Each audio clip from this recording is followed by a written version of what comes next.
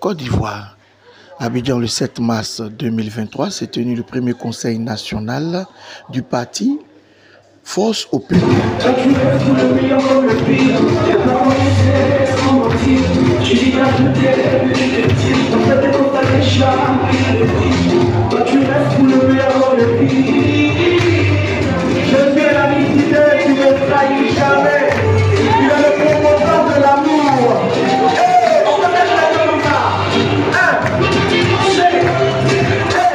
Le conseil fait partie de l'activité normale du parti. C'est le congrès chez nous. Le congrès chez nous, c'est le conseil national. Et donc, après 4 ans d'activité, nous devons faire le bilan et dégager les perspectives en renouvelant les organes de direction du parti. D'où la tenue aujourd'hui du premier conseil national ordinaire de Force au peuple. Je crois que la conjoncture politique nous amène effectivement à faire le choix de ce thème-là. Voilà, nos populations aujourd'hui, je crois que les souffrances profondes tournent autour de ce thème-là.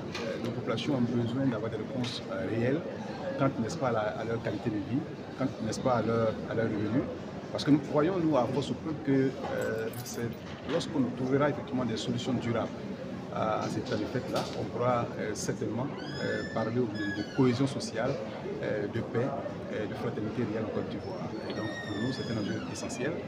Évidemment, cela fait partie de ce que nous pensons qui est la nécessaire gouvernance, modernisation de la gouvernance en Côte d'Ivoire. Nous n'avons pas d'animosité particulière avec quelque parti que ce soit. Nous ne pouvons même pas en avoir. Parce que ce pourquoi nous travaillons et ce pourquoi nous œuvrons, c'est surtout le changement du système. Voilà. Et nous pensons que le système va au-delà des partis politiques, il va au-delà des personnes. Et comme nous savons clairement ce que nous avons comme vision pour la Côte d'Ivoire des 50 prochaines années, nous n'avons pas d'adversaire. Nous avons seulement comme adversaire le fait de pouvoir mettre en œuvre, n'est-ce pas, le programme que nous sommes donnés, que nous pensons qu'il est bon pour les Ivoiriens et pour les Ivoiriens. Or, 4 ans après, on retient simplement que le parti a réussi à établir son socle, ses fondements, et maintenant peut s'ouvrir, peut être connu et va prendre toute sa place dans la scène politique en Côte d'Ivoire.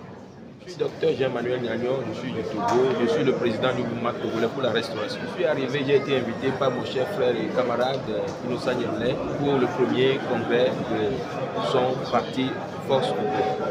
Je suis venu pour lui apporter mon soutien et lui apporter également le message de paix et de fraternité de la majorité de la jeunesse togolaise. Oui, bien sûr, nous avons un regard assez très proche de tout ce qui se passe en Afrique. Et il faut absolument qu'une nouvelle génération, en tout cas, commence par émerger véritablement et pouvoir retracer la voie pour une Afrique nouvelle. Nous disons toujours qu'il faut capitaliser les efforts déjà fournis par les uns et les autres, mais aujourd'hui, il est tout à fait bien fondé de pouvoir revoir l'Afrique d'un autre regard. Force au peuple est aujourd'hui une dynamique nouvelle, une alternative crédible. Il faut absolument croire en l'avenir. J'ai été personnellement fasciné par la grande mobilisation qu'il y a eu ici. Et c'est avec beaucoup d'espérance que je voudrais dire à Innocent Yemlé que la voie est tracée, mais nous devons construire des nations unies. Nous devons construire des nations en se donnant la main. Nous ne devons pas avoir des ennemis quand nous nous engageons en politique, mais nous devons continuer véritablement d'œuvrer pour la paix, pour la stabilité et surtout pour la convivialité et la fraternité dans nos nations. C'est pour cela que le vivre ensemble pour nous a été élaboré au Togo. Nous continuons de propager ce message de vivre ensemble et je suis très heureux de revoir également ce mot-clé dans le discours de Innocent Yemlé et j'estime également qu'en vérité, nous pourrons faire d'une Afrique, finalement une Afrique nouvelle qui puisse véritablement donner de l'espoir à la nouvelle génération.